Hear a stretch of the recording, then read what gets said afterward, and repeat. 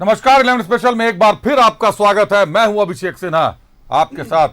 मोदी सरकार पार्ट 3, तीसरी बार मोदी की सरकार बनने तो जा रही है, लेकिन चुनौतियां भी कई हैं, क्योंकि ये भाजपा को मैंडेट मिलने वाली सरकार नहीं है। भाजपा को पूरी तरीके से बहुमत नहीं मिली, 240 के करीब सीटें भाजपा को मिली हैं, इसीलिए सरकार पूरी तरीके से स्वतंत्र नहीं मानी जा रही।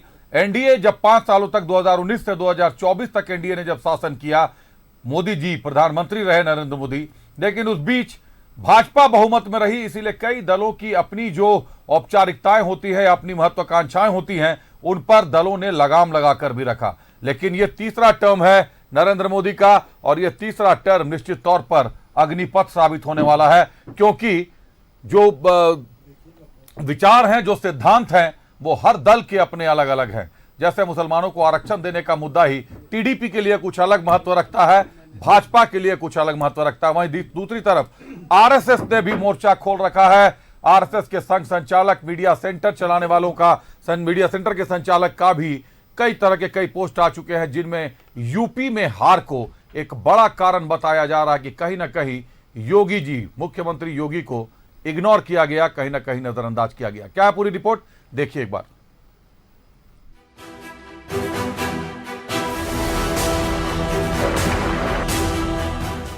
देश में तीसरी बार मोदी सरकार। 9 जून को शपथ लेंगे नरेंद्र मोदी। 9 जून को नरेंद्र मोदी लगातार तीसरी बार प्रधानमंत्री पद की शपथ लेंगे।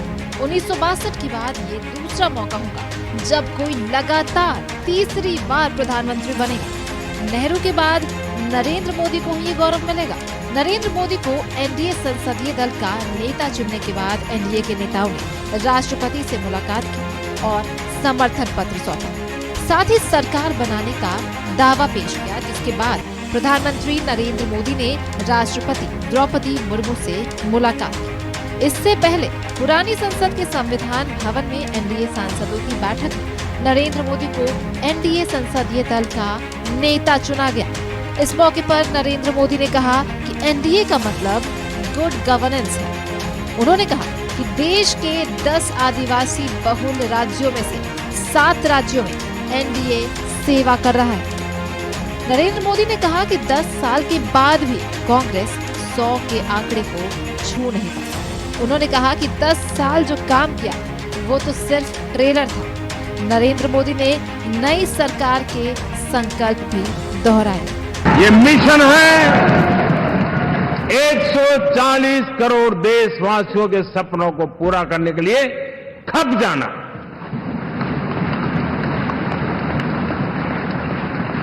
ये मिशन है 140 करोड़ देशवासियों को 1000 साल की मुसीबतों से जो गुजरी हुई पीढ़ी दर पीढ़ी है, उसे मुक्ति दिला करके सम्मान के साथ विश्व में मेरा हर देशवासी दुनिया उसे देखे तो उसका मन कर जाए, काश ये हिंदुस्तान का है, अरे नजर मिल जाए तो अच्छा होगा। ये मैं स्थिति पैदा करना है। उसका मन लालायित होना चाहिए, हिंदुस्तानी है, अरे यार जरा हाथ मिला लूं, कुछ एनर्जी मुझे भी आ जाए। मैं देश को इस ऊंचाई पे ले जाना चाहता हूं। और इससे पहले राजनाथ सिंह ने नरेंद्र मोदी को एनडीए संसदीय दल चुनने का प्रस्ताव रखा, जिसका सर्वसम्मति से एनडीए के सभी सहयोगियों ने समर्थन किया। नीतीश कुमार ने कहा कि अगली बार विपक्ष कहीं नजर नहीं आएगा। India is having right leader, right time, that is Narendra Modi. हम लोगों को तो अब लगता है कि अगली बार जो आप आइएगा ना, तो इस बार हम देखें कि कुछ इधर उधर कुछ जीत गया है, अगली बार सब हारेगा, हमको पूरा भरोसा। ये सब बिना मतलब का बात बोल बोल करके क्या किया है? ये सब कोई काम किया है? एनडीए संसदीय दल का नेता चुने जाने के बाद नरेंद्र मोदी ने बीजेपी के वरिष्ठ नेताओं का आशीर्वाद लिया। नरेंद्र मोदी ने लाल कृष्ण आडवाणी और मुरली मनोहर जोशी से मुलाकात की और आशीर्वाद दिया। न्यूज़ 11 भारत के लिए दिल्ली से भावना के साथ ब्यूरो रिपोर्ट। पूरी रिपोर्ट आपने देख ली, तमाम बातें आपने सुन ली, लेकिन अड़चने अभी बाकी हैं। समझेंगे अपने अतिथियों से कि आखिर क्या हो सकती हैं भविष्य की अड़चनें, क्योंकि अभी तो शंखनाद हुआ है। आज मोदी जी का नाम चला गया है, दावा पेश कर दिया है एनडीए ने। 9 तारीख को शपथ ग्रहण समारोह भी हो जाएगा धूमधाम से। कई लोगों को बुलाया भी जा रहा है, बाहरी देश के लोगों को भी, राष्ट्रपति प्रधानमंत्री को बुलाया जा रहा है। लेकिन उसके बाद सरकार कैसे चलेगी? क्या सरकार उतनी स्वतंत्र चलेगी? क्या भ्रष्टाचार पर वार वैसे ही चलेगा? मुसलमानों को आरक्षण देने पर मोदी जी ने जो तमाम वादे और आश्वासन दे दिए हैं उस पर क्या करेंगे? और मोदी जी कुछ करेंगे तो टीडीपी क्या करेगी? कई तरह की बातें हैं। एक बार समझते हैं, अपने अतिथियों के साथ जुड़ते हैं। भाजपा से प्रतुल शाहदेव जी हमारे साथ है। प्रतुल जी स्वागत है आपका। आजसू से विजय साहू जी हमारे साथ है। विजय जी बहुत स्वागत है आपका। और कांग्रेस से रियाज अहमद साहब हमारे साथ है। रियाज जी बहुत स्वागत है आपका। प्रतुल जी, 10 साल का कार्यकाल एक ट्रेलर बता रहे हैं प्रधानमंत्री नरेंद्र मोदी साहब, और कितना साल आप लोग लेंगे सही सिनेमा दिखाने के लिए? मतलब कितने बार और सरकार में आएंगे तब ओरिजिनल पिक्चर दिखाई पड़ेगी? देखिए, पिक्चर तो लगातार जारी है, पर मुझे लगता है अभिषेक अभी क्लाइमैक्स आना बाकी है। देखिए, प्रधानमंत्री जी ने आज अपने संबोधन में कहा कि तीसरा कार्यकाल बड़े फैसलों का होगा, देश को बदलने वाले फैसलों का होगा, देश को तीव्र गति से विकास कराने वाले ये फैसलों का 5 वर्ष होगा। और आप देखिए, उन्होंने एक बड़ी अच्छी बात कही कि सभी राज्यों का हम सहयोग लेकर चलेंगे। और आज इन्होंने एक नया वर्ड दिया, कॉम्पिटिटिव कोऑपरेटिव फेडरलिज्म, यानी जो संघीय आधार पर राज्यों के बीच में भी एक सुखद प्रतिस्पर्धा, एक स्वस्थ प्रतिस्पर्धा हो, ताकि पूरे देश का विकास हो सके इस प्रतिस्पर्धा के कारण। तो ये इन्होंने कहा था कि राज्यों का पूर्ण सहयोग लेंगे, राज्यों की समस्याओं का पूरा निराकरण हम लोग करेंगे। और उन्होंने एक मूल मंत्र भी दिया कि 5 जो उनका तीसरा कार्यकाल है, अगले 5 वर्षों का मूल मंत्र है 1 लाइफ 1 मिशन, वो भारत माँ की सेवा जी। यानी ये बहुत बड़ी बात प्रधानमंत्री जी ने कह के इस पूरे टेन्योर का एक तरीके से डिफाइन कर दिया कि ये पूरा टेन्योर जो 5 वर्षों का है, पिछला 10 वर्ष भी भारत माँ पे समर्पित था, अगला 5 वर्ष भी भारत माँ के चरणों पर वो समर्पित रहेगा।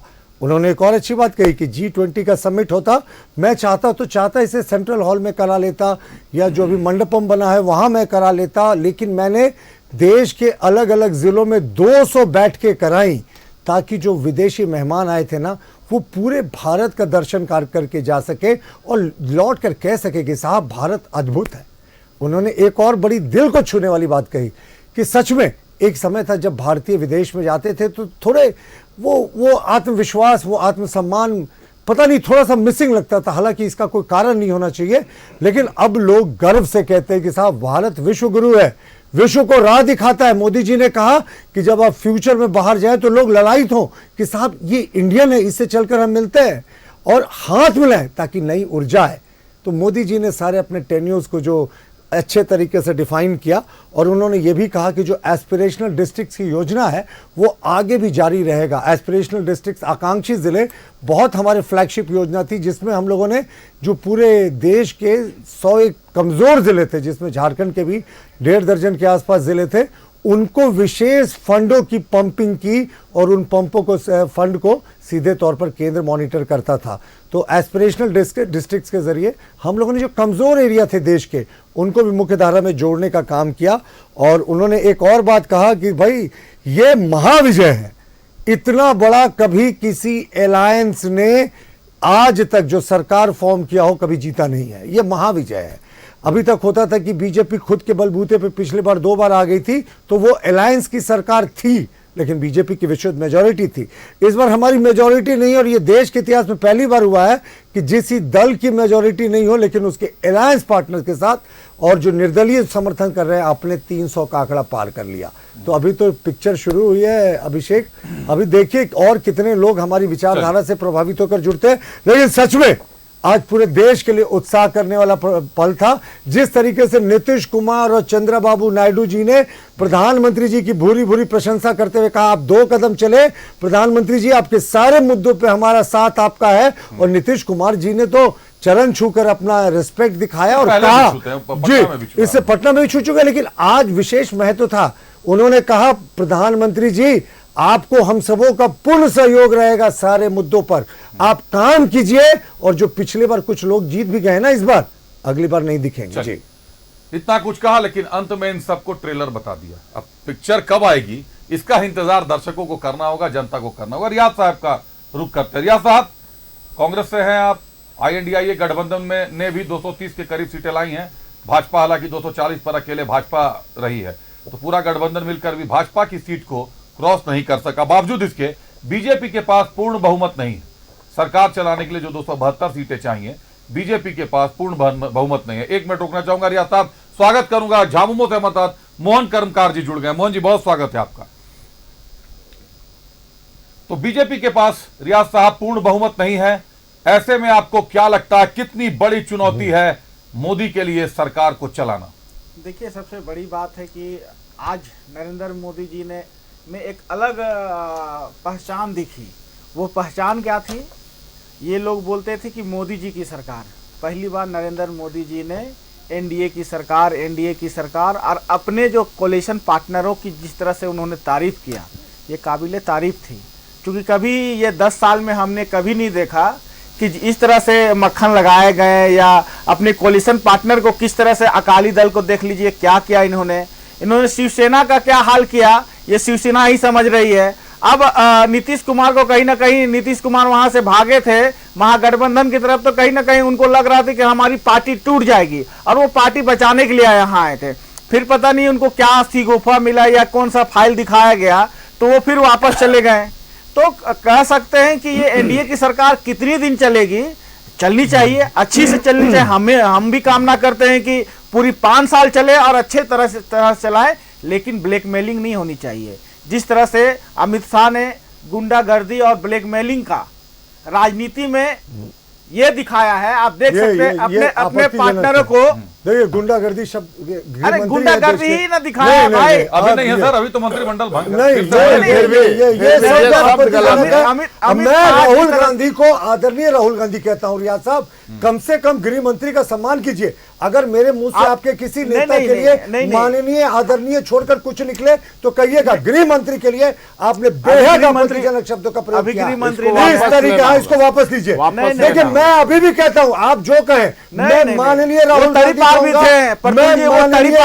सोरेन कहूंगा, लेकिन गृह मंत्री के लिए गुंडा जैसे शब्द अभी गृह मंत्री नहीं है, बहुत ही अभी गृह मंत्री नहीं है, नहीं, अभी गृह मंत्री नहीं है, अभिषेक गृह मंत्री ये देश के, उनके लिए ऐसे शब्दों का प्रयोग बेहद आपत्तिजनक है। जिस तरह से ब्लैकमेलिंग किया और जिस तरह से पूरे 10 साल की सत्ता में रियाज साहब प्रतुल जी कह रहे हैं कि इन्होंने आज तक आपके नेता पर कभी बुरी टिप्पणी नहीं की, माननीय राहुल गांधी कहते हैं, और आप गुंडागर्दी कह रहे हैं। जिस तरह से राजनीति में जिस तरह से उनका जो ये दिखा, आप डराए अपने कोलिशन। गुंडागर्दी का कोई केस उन पे हुआ है क्या? गुंडागर्दी का केस में नहीं बोल रहा हूँ अभिषेक भाई। तो आप ऐसे किसी को गुंडा, आप लाइव चैनल पर किसी को गुंडागर्दी कह देंगे साहब, वो भी देश के किया गया था अभिषेक जी। देखिए, वो केस किया गया था उनको, उस केस में क्या उनको सजा याफ्ता हुए? वो पार भी किया गया था, क्वैश कर दिया। जिस तरह से जो केस क्वैश हो गया, अभी राहुल और सोनिया तो उदाहरण दे रहा हूँ, तो क्या उनको भी हम अभियुक्त माने? मैं एक उदाहरण दे रहा हूँ। ये थाईलैंड गए थे विपासना करने के लिए, क्या करने गए थे प्रतुल जी थाईलैंड? विपासना। अच्छा, विपासना ध्यान जो होता है, जो ध्यान होती है। दिन 2015 में हम लोगों ने तो थाईलैंड के साथ कोई दूसरा अर्थ नहीं निकाला। हमने कहा भाई क्या आप अर्थ निकाल रहे हैं, नहीं निकाल रहे, कौन सी सना कर रहे हैं वो जाने। क्या अर्थ निकाले हैं, कुछ नहीं कहा, और आपके नेता ने क्या किस भाषा का प्रयोग किया है, ये आपसे बेहतर कौन जान सकता है। आप लोगों ने किस तरह से माननीय मनमोहन सिंह के बारे में क्या शब्द का प्रयोग किया है, माननीय राहुल जी के बारे में, सोनिया जी के बारे में क्या शब्द का प्रयोग किया है। ये आपत्तिजनक तो हो सकता है रियाज साहब, पार्टी आपत्ति कर सकती है। आप लाइव चैनल पर डिक्टेटरशिप आप कह सकते हैं, डिक्टेटरशिप आप बिल्कुल कह सकते हैं, लेकिन गुंडागर्दी नहीं कह सकते। और डिक्टेटरशिप और गुंडागर्दी दोनों अलग अलग है। उसी तरह से एक बार डिक्टेटरशिप दिखी थी देश में जब 75 में इमरजेंसी लगाया 10 साल इन्होंने चलाया, जब फंडामेंटल राइट सस्पेंड कर दिया गया, जब चाहा सरकार गिरा दी, जब चाहा सरकारों को तोड़ दी, जब चाहा इस पार्टी को तोड़ के उसको खत्म करने का काम किया, किसको खत्म करने का काम किया, ये वही शिवसेना जो जिनके साथ शुरू से लेके अंत तक चला, उस शिवसेना को इन्होंने खत्म करने का काम किया। अच्छा, रुक जाइए, झारखंड की बात है, एक बार झामुमो से समझ लेते हैं। मोहन जी, देश के गृह मंत्री को रियाज साहब कह रहे हैं कि गुंडागर्दी की बात कह रहे हैं, प्रतुल साहब को नाराजगी है, बात वापस लेने की बात करें, आपको क्या उचित लगता है? देश के गृह मंत्री जो रह चुके हैं फिलहाल और अभी भी सरकार उनकी बन रही है, फिर से गृह मंत्री बन सकते हैं, क्या गुंडागर्दी जैसा शब्द उचित है उनके लिए? देखिए, मैं इस पर क्या जवाब दूं आपको। आप और सवाल पूछिए। देश में जो वर्तमान परिस्थिति पर चुनाव हुआ, किस तरह से सरकार बनना चाहिए, कैसे चलना चाहिए, कौन सरकार बनाएगी नहीं बनाएगी, इस पर हमसे आप जवाब लीजिए। आप ये वो दोनों का मैटर है, जिस तरह की भाषा दोनों में चल रही है, जिस तरह से ये चल रही है। मैंने बस ये पूछा कि आपको उचित लगता है। मुझे चूंकि मुझे भी आपत्ति लग रही है, तो मैंने सोचा कि अलायंस में आप हैं, आप अगर कह देंगे तो मेरे लिए ज्यादा आसान होगा निर्णय लेना। आपको उचित लगता है, आपको आपत्ति लगती है, उसके बाद तो मैं सवाल पर आ ही रहा हूँ। एक चीज मैं कह रहा हूं कि देखिए, पहली बात तो होना चाहिए कि जब कोई भी अपना वक्तव्य दे रहा है तो बीच पर इंटरफेयर नहीं करना चाहिए। जैसे हम तो तभी से बात सुन रहे हैं सारा चीज को, तो हर आदमी को ना हम उस पर नहीं जा रहे हैं कि शब्द का तो सभी को चयन होना चाहिए और शब्द को संभाल करके बोलना चाहिए। कई तरह की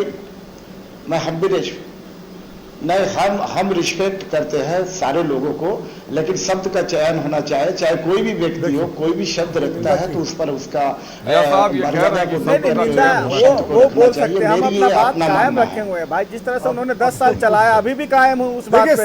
संस्कार का फर्क है। मेरे लिए राहुल गांधी अभी भी माननीय है, ये जो कहें।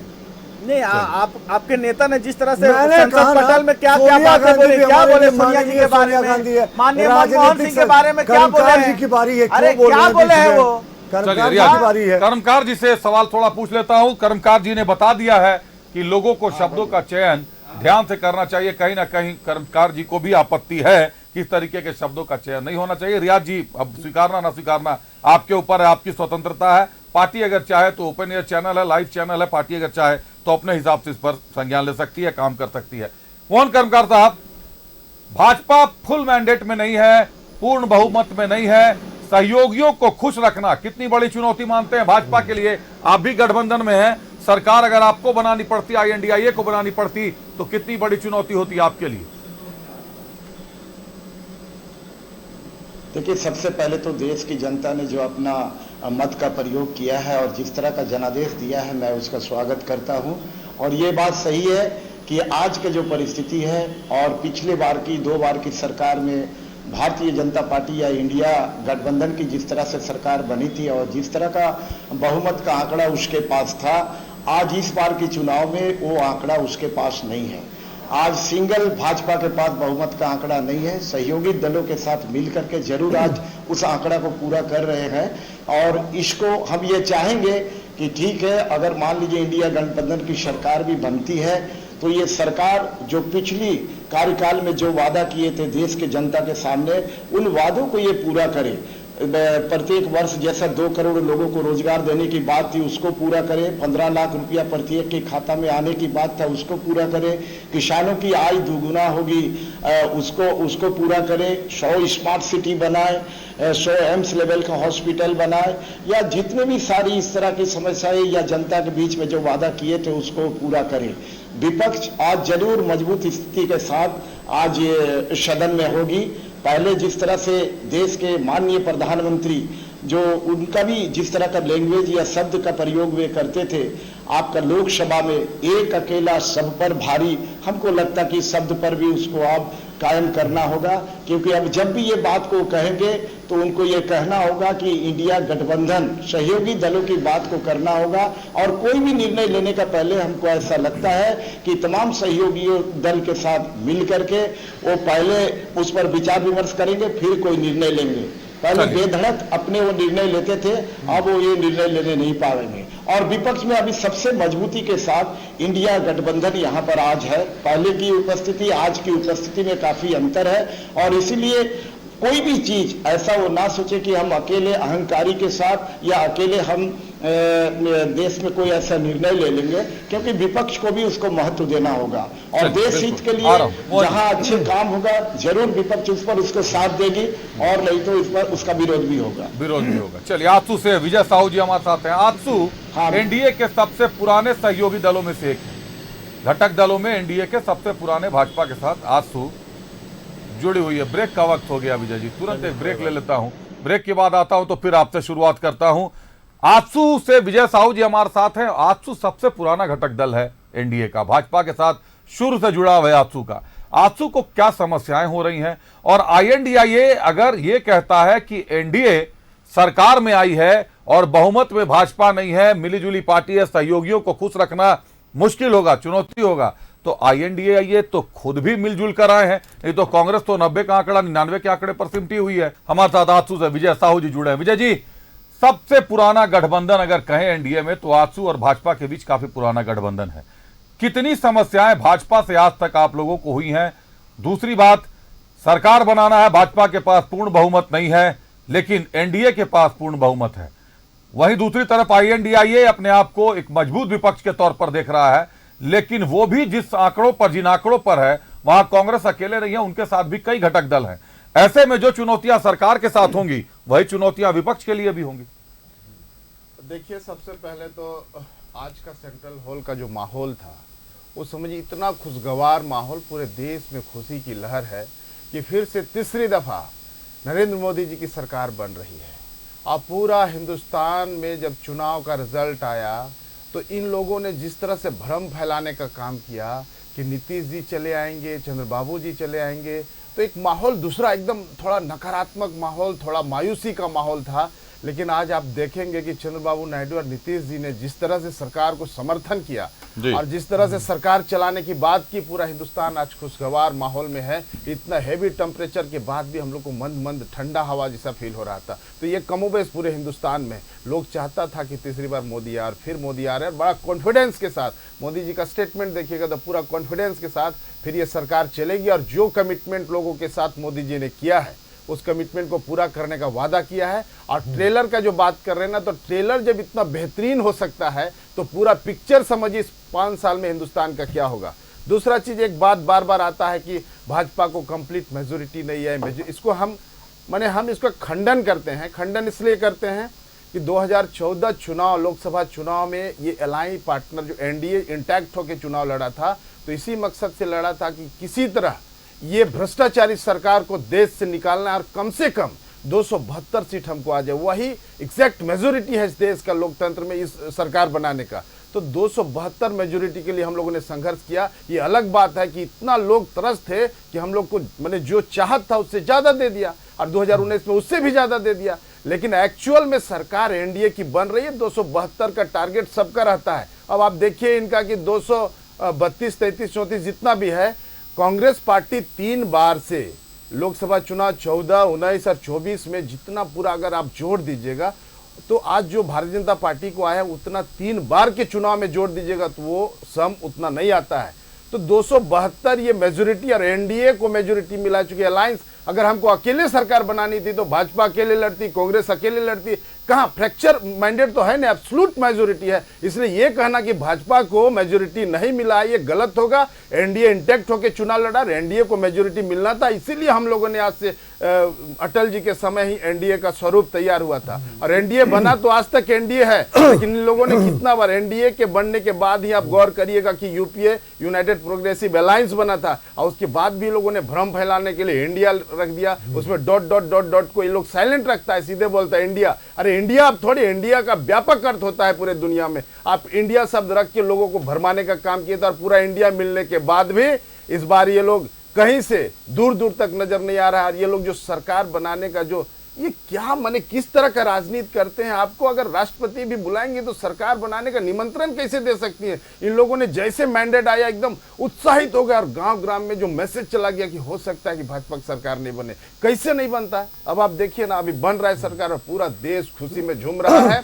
सरकार को एग्जैक्ट मेजोरिटी, एब्सोल्यूट मेजोरिटी, और ये सरकार 5 साल चलेगी, और पूरा फिल्म, पूरा पिक्चर मोदी जी दिखाएंगे। और एक चीज और मैं बोलूंगा, चूंकि झारखंड से हूं, आसू पाट्टे से हूं, आज झारखंड प्रदेश में सबसे प्रासंगिक नेता के रूप में उभरे हैं तो सुदेश महतो जी उभरे। आज पूरे एनडीए के कुनबा में कहीं चेहरा दिख रहा है झारखंड से, तो सबसे बड़े लीडर के रूप में एनडीए का इस स्टेट से कोई उभर के गया है तो मेरा सुदेश कुमार महतो है। अगर उस भीड़ में आप देखिएगा, उस टीम में आप देखिएगा तो चंद्रबाबू नायडू, नीतीश जी दिखते हैं और सारे लीडरान दिखते हैं, उसमें सुदेश जी भी दिखते हैं। तो सुदेश जी आज झारखंड की राजनीति और राष्ट्र की राजनीति में प्रासंगिक हुए हैं। चंद्रप्रकाश चौधरी जी ने वो रास्ता दिखाया है।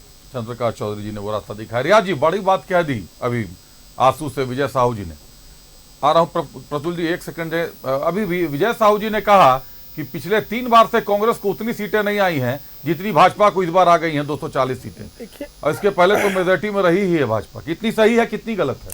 देखिए, राजनीति में ऊपर नीचे होता रहता है। संख्या शायद आंसू भी 1 सीट से 3 सीट आई, 3 से 5 आई, फिर 2 में आ गई। तो इतना ज़्यादा बातों को और सरकार में गिनती को लेके नहीं चलना चाहिए और इतना घमंड में भी नहीं होना चाहिए जिस तरह से आंसू के हमारे पार्टनर बोल रहे हैं। इनको लग रहा है कि ये तो पूरे झारखंड में आए थे, उसके बाद झारखंड से पूरे देश में छा गए। अरे 100% स्ट्राइक रेट है हमारा।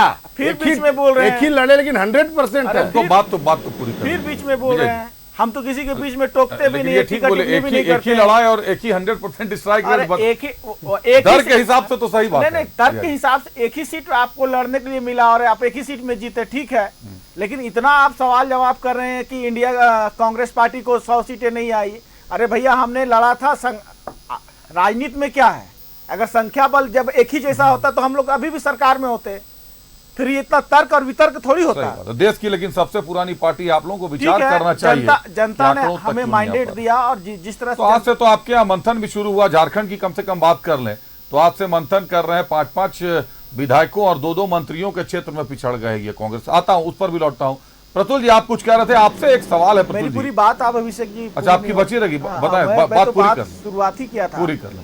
हाँ, तो वही मैं बोल रहा था कि राजनीतिक उतार चढ़ाव का चीज है, वो होते रहता है। लेकिन जिस तरह से नरेंद्र मोदी जी ने इस सरकार में, उनका कॉन्फिडेंस लेवल इससे पहले क्या दिखा रहा था और जिस तरह से वो वादे किए थे, तो क्या वादे किए थे 2018 में, बोले थे 2022 में हम स्मार्ट सिटी बना देंगे, वो नहीं बना पाए। और जितने भी वादे उन्होंने किया था उन वादों को उनको पूरा करना चाहिए और अच्छे से सरकार चलाए ना।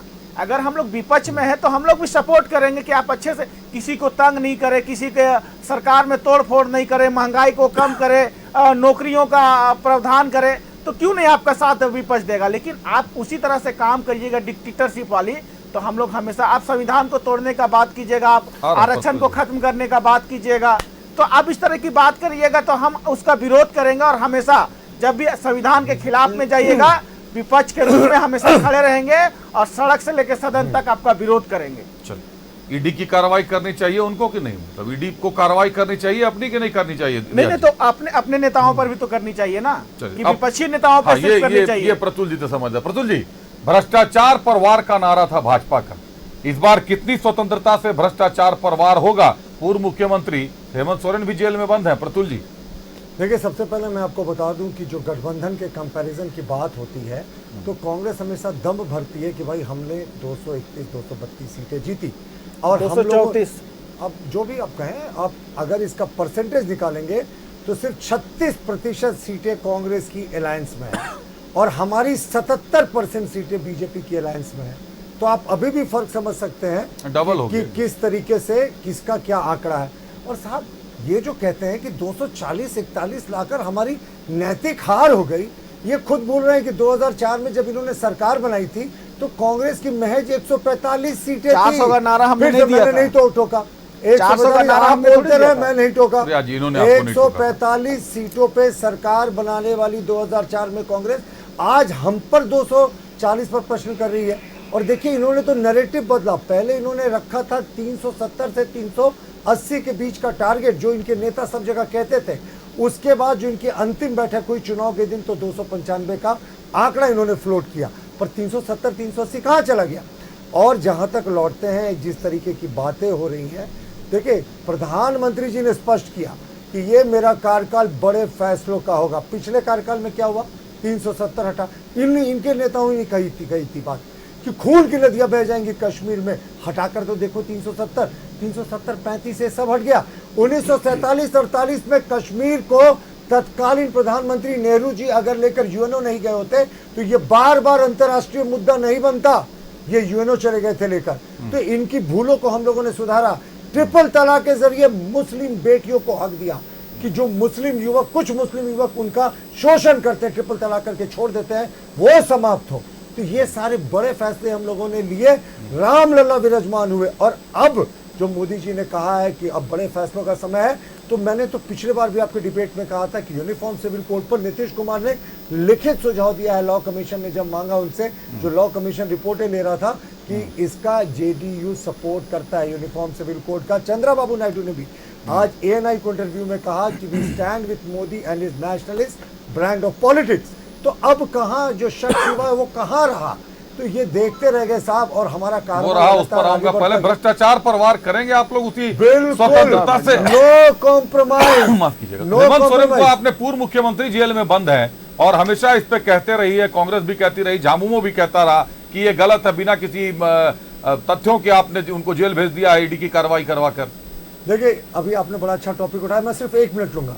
हाई कोर्ट ने केस नंबर, मुझे अभी भी याद है, सीआर क्रिमिनल रिट पिटीशन 68/2024 में स्पष्ट कहा था कि हेमंत सोरेन की गिरफ्तारी प्रथम दृष्टया सही है। और वो जो आदिवासी का नैरेटिव रच रहे कि आदिवासी के कारण उनको गिरफ्तार किया गया, वो एक हारे हुए मुवक्किल की अंतिम कोशिश लगता है। ये हाईकोर्ट के विद्वान न्यायाधीशों की टिप्पणी थी। अब देखिए, कल्पना सोरेन जी ने क्या कहा, फेसबुक पर पोस्ट करके लंबा चौड़ा कहा कि जेल में जिस तरीके से स्टेन स्वामी के खिलाफ साजिश की गई थी, उसी की तरह हेमंत सोरेन के खिलाफ साजिश हो रही है। स्टेन स्वामी का आपको मैं याद दिला दूं कि स्टेन स्वामी की जो मौत हुई थी 5 जुलाई 2021 और जेल में आपको बता दूं, जो संविधान का 7वां शेड्यूल है उसके आइटम नंबर 4 में स्टेट लिस्ट में आता है। यानी जेल का एडमिनिस्ट्रेशन पूरे तरीके से राज्य सरकार का प्रेरोगेटिव होता है, राज्य सरकार की जिम्मेवारी होती है। तो वहां अगर उनके जेल में मौत हो जाती है, और तो जेल एडमिनिस्ट्रेशन ने क्यों नहीं इलाज किया रहा है। और उस समय 28 नवंबर 2019 से 29 जून 2022 तक मुख्यमंत्री महाराष्ट्र के शिवसेना उद्धव ठाकरे के नेता उद्धव ठाकरे थे और कांग्रेस के साथ उनका गठबंधन, कांग्रेस उसी सरकार में थी। तो जेल तो इनके अंदर थी। अगर लालू यादव को ये केली बंगला उपलब्ध करा देते हैं, जब उनको प्रधानमंत्री 71,000 करोड़ घोटाला की बात करते हैं, अगर ये बड़ा संवेदनशील मुद्दा है रिया जी, ये बड़ा संवेदनशील मुद्दा है। कल्पना सोरेन जी ने ट्वीट भी किया है। अजीत पवार के बारे में तो बोल देना। अरे आपको जो पवार कहना कह लीजिएगा, पहले मुझे खत्म करने दीजिए। मैं कह रहा हूं कि इसी तरीके से जेल जो है, मैंने आपको संविधान का बता दिया 7 शेड्यूल 4th आइटम, ये जेल एडमिनिस्ट्रेशन राज्य सरकार का विशेषाधिकार है। तो फिर स्टेन स्वामी की तरह हेमंत सोरेन के खिलाफ कौन साजिश कर रहा है? क्या वो मुख्यमंत्री चंपई सोरेन पर आरोप लगा रही है?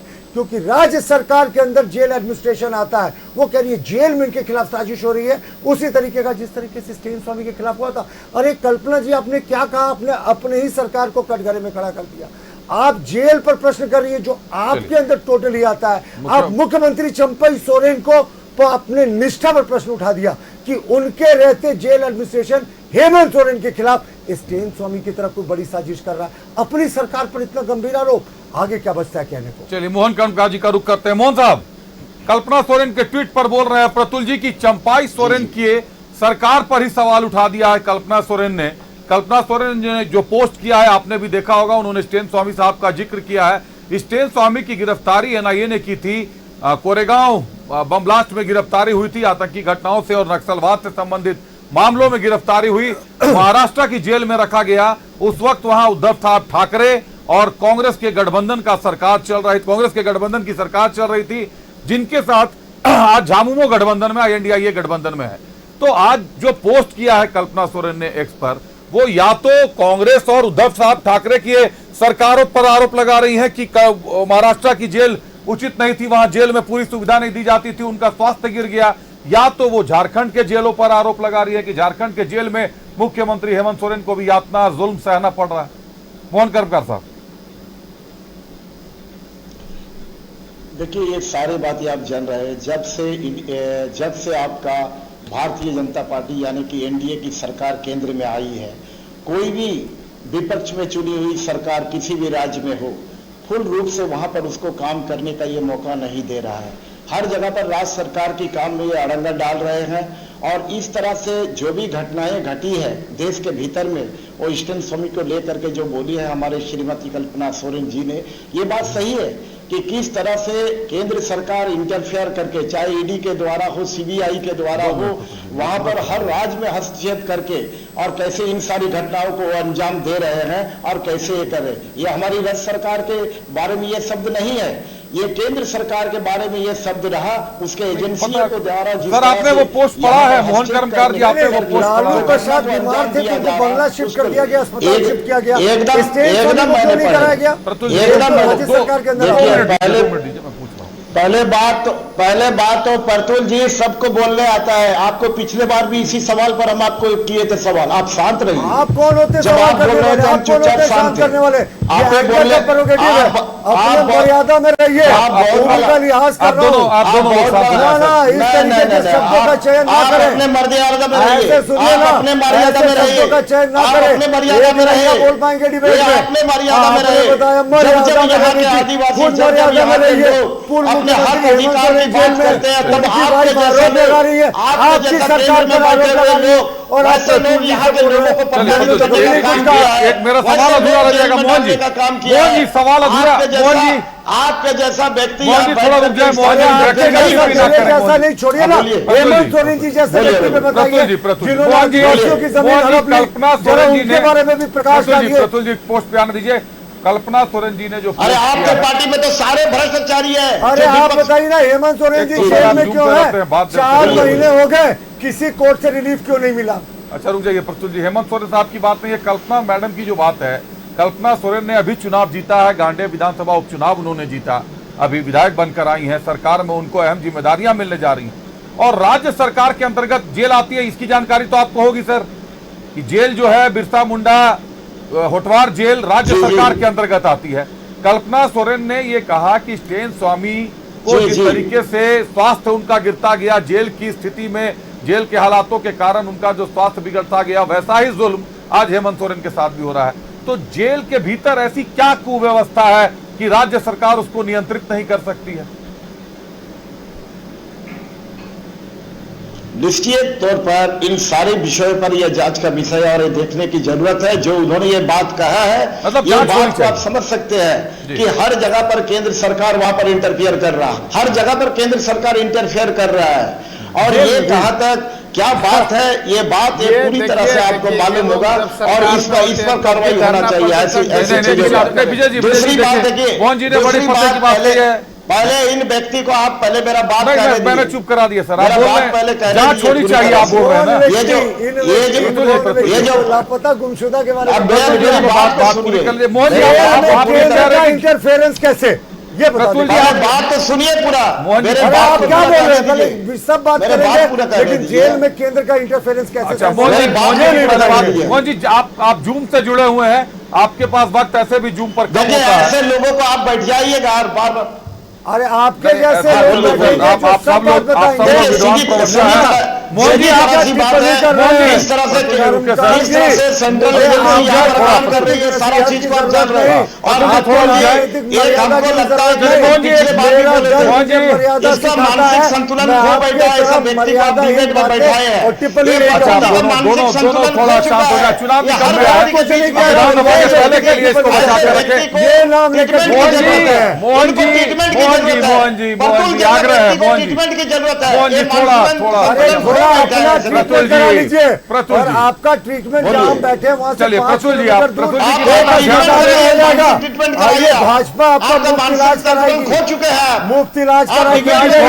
थोड़ा मुझे सवाल पूछ रहे हैं, देखिए बड़ा हॉस्पिटल है 5 आप मेरे आग्रह करने के बाद अगर नहीं मेरे आग्रह करने पर सुनिए। मोहन जी आप ये कह रहे हैं कि कल्पना सोरेन ने जो पोस्ट किया है उस पर सरकार को जांच करानी चाहिए जेलों की? नहीं, वो उसको जांच नहीं करे, वो ठीक कही है, उसका बात सही है, क्योंकि हर जगह पर आप देख रहे होंगे जहां पर नन बीजेपी गवर्नमेंट है वहां पर किस तरह चल रहा है। नहीं हम के गोली चल रहा है सब जगह, एकदम जो एनडीए खत्म है। नहीं मुख्यमंत्री सवाल भारतीय जनता पार्टी के सेंट्रल लीडर बातें उलझ गई है। वक्त एक ब्रेक का हो गया, तुरंत लौटता हूं मोहन जी, वक्त एक ब्रेक का हो गया है, लेकिन कहीं ना कहीं कल्पना सोरेन के पोस्ट को लेकर भी सियासत गर्म हो गई है। बाबूलाल मरांडी ने यह कह दिया कि जेल का खेल हेमंत सोरेन खुद खेलते रहे। लेकिन बहरहाल आज बात है प्रधानमंत्री नरेंद्र मोदी की, उनकी चुनौतियों की। यूनिफॉर्म सिविल कोड पर प्रतुल साहब ने बता दिया कि यूनिफॉर्म सिविल कोड लागू होगा न, और इस मामले में नीतीश कुमार और चंद्रबाबू नायडू ने पहले ही अपनी स्वीकृति दे दी थी। लेकिन मुस्लिमों के आरक्षण पर एनडीए की सरकार क्या कर, चलते हैं एक बार आंसू से। विजय साहू हमारे साथ हैं। विजय जी, एनडीए में आप भी शामिल हैं। अभी अभी प्रतुल जी ने बताया कि यूनिफॉर्म सिविल कोड पर नीतीश कुमार ने भी रजामंदी दे दी है, चंद्रबाबू नायडू ने भी रजामंदी दे दी है, यूनिफॉर्म सिविल कोड जरूर लागू होगा। वहीं दूसरी तरफ भ्रष्टाचार पर वार भी ऐसे ही चलता रहेगा। मोहन कर्मकार साहब को भी आपने सुना, उन्होंने कहा कि इस तरीके से डिक्टेटरशिप नहीं करना है। रियाज साहब ने भी वही बात कही। लेकिन मुस्लिमों के आरक्षण पर एक बड़ा सवाल खड़ा हो गया है। मुस्लिमों के आरक्षण पर एनडीए एक मत तो नहीं है। टीडीपी आंध्र प्रदेश में मुस्लिमों के आरक्षण को यथावत रखना चाहती है, लेकिन एनडीए का जो ताना बाना है उससे यह लग रहा है कि इस आरक्षण पर क्या प्रभाव पड़ने जा रहा है भविष्य में। सबसे पहले अभी हमारे दोनों तरफ से हमारे पार्टनर एलाई पार्टनर है भारतीय जनता पार्टी से, इधर से कांग्रेस से है। कांग्रेस पार्टी के प्रवक्ता ने एक शब्द, हम उसको एकदम ध्यान से सुने कि इनको लगा कि विजय जी एक छोटे दल के लीडर हैं और बहुत बड़ा बड़ा बात कर रहे हैं। अब समझिए कि घमंड कहाँ चढ़ के बोल रहा है। कैडर के मामले में मैं भी चैलेंज करता हूँ कि खड़ा कर दूं तो झारखंड प्रदेश में आजसू पार्टी से ज्यादा इनके कैडर नहीं होंगे। जेएमएम के सहारा से आप खड़े हैं और इस तरह का बात जो आ रहा है ये घमंड है। और देखिए ये लोग मैंने भ्रष्टाचार के नशा में लिप्त होकर अपना सारा सिस्टम को खोखला कर लिया है। अब उस सिस्टम में ये लोग वेंटिलेशन में चले गए। वेंटिलेशन में जब कोई चला जाता है ना तो फिर ये बेईमानी होगा कि थोड़ा उम्मीद करते हैं कि वो प्रकाश चौधरी पर क्या आरोप है और ये पूरा इनका इंडिया गठबंधन आप बताइए ना। ये मधुकोड़ा का सरकार में इन पर प्रकाश चौधरी समर्थन करते हैं। हम लोग ने चर्चा किया, देखिए फिर टोक रहे हैं। हमने नहीं टोका था। अगर हम टोके तो जल्दी एक सवाल रियाज साहब से मुझे लेना है। ये पूरा गठबंधन जानते हैं इनका सारा सिस्टम फेल है। ये वेंटिलेशन में और कोई उम्मीद करता है कि वेंटिलेशन से बाहर आए तो बहुत rare of the rarest case में कोई क्योर होके आता है। क्योंकि भ्रष्टाचार के नशा में इन लोगों ने देश को 2G 3G स्पेक्ट्रम कहीं नहीं प्रूफ हुआ, कहीं बीमारी इनके साथ कहीं प्रूफ नहीं हुआ, सारा वेंटिलेशन कहीं प्रूफ नहीं हुआ। देखिए फिर 2G 1 मिनट भी ये भ्रष्टाचार की बात आई। अभी रियाज साहब प्रूफ नहीं होने की बात भी आपने कह दी। लेकिन कल राहुल गांधी ने प्रेस कॉन्फ्रेंस करके प्रधानमंत्री और गृह मंत्री पर शेयर बाजार में स्कैम करने का आरोप लगा दिया। स्कैम तो हुआ ही साहब। 400 सीटों का और आपने बोला कितने पॉइंट गिरे थे रियाज साहब? जवाब 30 लाख करोड़ का नुकसान हुआ। कितने पॉइंट गिरा? 30 लाख करोड़ का नुकसान हुआ। किसको हुआ? किसको? आम पब्लिक को हुआ जो शेयर बाजार में पैसा लगाते हैं। कैसे हुआ? मैं इसका जवाब देना चाहूंगा। मैं आप ही दीजिएगा। पहले ये बताइए रियाज साहब की क्या आरोप था, कैसे नुकसान हुआ? देखिए आरोप ये है कि आप प्रधानमंत्री होके, आप गृह मंत्री होके शेयर मार्केट पे आप बोल रहे हैं कि भाई हमारे 400 सीटें आएंगे, आप पैसा लगाओ। उसके बाद लोग जिस तरह से पैसा लगाते हैं बाजार ऊपर। केजरीवाल जी पहले ही बोल चुके थे, जो केजरीवाल जी बोले वही हुआ। अचानक से जब सीटें कम हुई बाजार गिरा, अचानक से बाजार चढ़ा, फिर अचानक से बाजार गिरा। बहुत कॉम्प्लेक्स चीज है, इसकी स्टडी होनी चाहिए। रियाज जी शेयर मार्केट कैसे काम करता है, राहुल कीजिएगा तो मुख्यमंत्री राहुल जी के पूरे स्टेटमेंट देखिए ना, एक एक चीज को बताएं। अभिषेक है नहीं, रियाज जी बोल रहे थे नहीं देश में। देख लीजिए अभी हम भ्रष्टाचार और घमंड की बात हम नहीं कर रहे थे। उस पर भी मत जाइए। मैं बोलूंगा, मुझे इस स्कैम को समझने दीजिए। रुक जाइए। इन्होंने बोला था कि 3 बार बात रखिए ना, शेयर मार्केट का टॉपिक लाइए ना। हम पूरे राहुल जी भैया राहुल जी का पूरे ये को दिखाइए ना, प्रेस कॉन्फ्रेंस करके बताए हैं ना, एक एक मुद्दे की बात की है ना। पूछ लिया सर, रुक जाइए। और आपने पूरे नेशनल टीवी के सामने बोले हैं, पूरे नेशनल टीवी को बताया है। आप बता रहे हैं, मैं बता रहा हूं ना कि किस तरह से बाजार चढ़ा, किस तरह से। और पूरे डाटा के साथ में आऊंगा। चलिए बताइए आंकड़ों के। मैंने तो खुद कहा कि प्रेस कॉन्फ्रेंस किया था राहुल गांधी ने इस मुद्दे पर। प्रतुल जी 7,600 पॉइंट पर 76,000 पॉइंट पर था सेंसेक्स गिरकर 70,000 पॉइंट पर आ गया। 1,900 पॉइंट निफ्टी गिर गई। ये 3 तारीख के बाद 4 तारीख को जब रुझान आना शुरू हुआ उस समय की कहानी थी। आज बाजार फिर से चढ़ गया है। नुकसान किसको हुआ? प्रतुल जी, देखिए प्रधानमंत्री जी और गृह मंत्री जी ने क्या कहा था कि जिस तरीके से हमारी सीटों का बूम आएगा एनडीए का, उसी तरीके से शेयर बाजार में भी बूम आएगा। उन्होंने तो एक सिर्फ जो अपना वो फ्यूचर देख रहे थे उसको जाहिर किया था। कब कहा था कि इन्वेस्ट कीजिए। देखिए अब सबसे बड़ी बात, नहीं, ये राहुल गांधी ने आरोप लगाया है। पीयूष गोयल ने जो बयान दिया अब देखिए, अब क्रोनोलॉजी समझिए, बस मुझे 30 सेकंड दीजिएगा, मैं समझाता हूं। 67 लाख करोड़ के इन्वेस्टमेंट को बढ़ा के 485 करोड़ का इन्वेस्टमेंट किया। निवेशकों को कैसे फायदा हुआ? 95% फॉरेन इन्वेस्टर्स ने जब शेयर मार्केट चढ़ान पे चला गया तो उन्होंने भारतीय इन्वेस्टर से खरीदा, और जब शेयर, तो भारतीय इन्वेस्टर्स को जाहिर तौर पर फायदा हुआ। और जब ये शेयर मार्केट गिरा तो इन्हीं फॉरेन इन्वेस्टर्स ने तुरंत पिन छुड़ाने के लिए अपने शेयरों को भारतीय निवेशकों को बेचा। तो यानी फिर कम रेट पे बेचा, फिर से भारतीय निवेशकों को फायदा हुआ। तो इसमें आम आदमी का पैसा हिंदुस्तान का नहीं लगा था क्या? हिंदुस्तान का आम आदमी का पैसा नहीं लगा था क्या? सिर्फ कुछ भी बात करते हैं, हाथ पैर का बात करते हैं, नागरिकों को फायदा हुआ। इस तरह से बेवकूफ बना रहे ना, जिस तरह से आप 15 लाख का बेवकूफ बना, इस पे आप बात कर रहे हैं। 15 लाख खाते में आए नहीं, लोगों को बेवकूफ बना के रखे। तीसरा कार्यकाल आपका शुरू होने वाला है, 15 लाख खाता पे लाभ पाए क्या? और 2 करोड़ नौकरी तो दे पाए नहीं, स्मार्ट सिटी बना पाए नहीं। मैंने दोनों प्रेस कॉन्फ्रेंस को बड़े नजदीक से सुना था। मोहन कर्मकार साहब, एक बार आपका रुख करता हूं। 67 लाख करोड़ का इन्वेस्टमेंट बता रहे थे पीयूष गोयल, जो 2012-13 के करीब में था, और आज वो बढ़कर 485 लाख करोड़ रुपए हो गया है। ये भारत के लिए फायदेमंद है या नुकसानदेह है? देखिए, आंकड़ा तो कोई बीजेपी से सीखे। आंकड़ा को किस तरह से बढ़ाया जाता है, किस तरह से घटाया जाता है, वो बीजेपी से ही सीखे। मैं आंकड़ा की बात नहीं करता हूं, मैं सरजमीन की बात करता हूं। आज जब आपका शेयर मार्केट इतना बढ़ गया, जब देश में इतना सारा आपका जीडीपी आपका बढ़ रहा है, सब कुछ बढ़ रहा है, तो देश में महंगाई क्यों है, बेरोजगारी क्यों है? यहाँ पर कई ऐसी समस्या देश के भीतर में आज है, वो सारा जस का तस क्यों पड़ा हुआ है? सबसे पहले तो इस पर बात होना चाहिए और उस पर काम होना चाहिए। शेयर मार्केट अपनी जगह पर है। मेन यही है, देश का बेसिक चीज यही है, महंगाई, बेरोजगारी, इस पर आपका कंट्रोल होना चाहिए, इस पर कंट्रोल होना चाहिए। मोहन साहब, एक बार शेयर मार्केट जहां तक मोहन साहब मेरा व्यक्तिगत आग्रह होगा, 2014 से भाजपा सरकार में आई है, लेकिन आप 2000 से लेकर 2024 तक के महंगाई दर और बेरोजगारी दर के आंकड़े निकाल लीजिएगा, आपको गूगल पर उपलब्ध मिलेंगे। एक बार आप निकाल लीजिएगा, महंगाई और बेरोजगारी काफी हद तक समझ में आएगी, क्योंकि उसके दर पर बात करनी पड़ेगी। नहीं प्रतुल, अब समय समाप्त हो गया है, 52 हो गए हैं। वीडियो नहीं देखेंगे जो आप दिखा रहे थे दिन भर? मैं दिखा रहा था, उसको मुझे ही दिखाइएगा आप वीडियो को। अब दर्शकों के माध्यम नहीं, छोड़ दीजिए, वीडियो दिखाने का वक्त नहीं बचा है अब हमारे पास। पर वो खाली कई गंभीर मामले रहे। एक थाना प्रभारी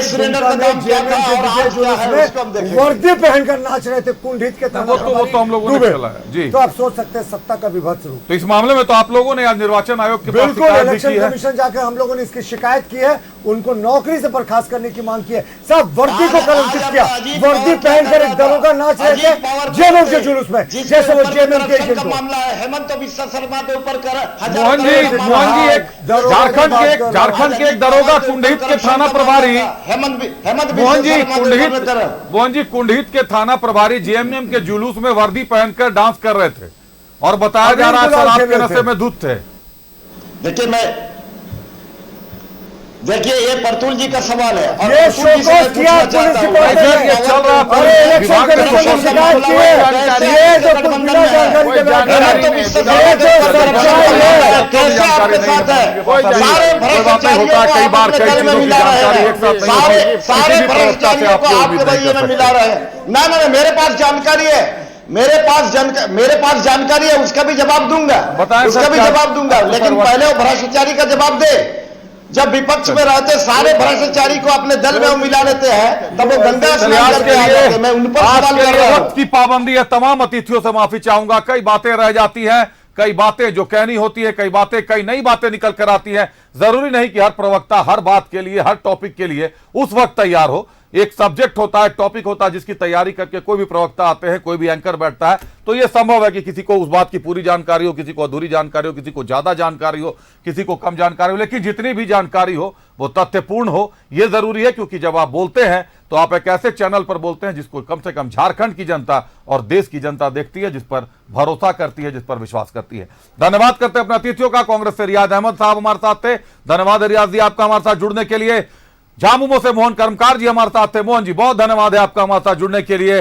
आजसू से विजय साहू जी हमारे साथ थे, विजय जी बहुत धन्यवाद आपका न्यूज 11 में आने के लिए। और भाजपा से प्रतुल शाहदेव जी थे, प्रतुल जी बहुत धन्यवाद आपका भाजपा में आने के लिए, न्यूज 11 में आने के लिए और हमें अपना बहुमूल्य समय देने के लिए। खबरें चलती रहेंगी, बने रहिए न्यूज 11 भारत के साथ। मुझे दीजिए अब इजाजत, नमस्कार।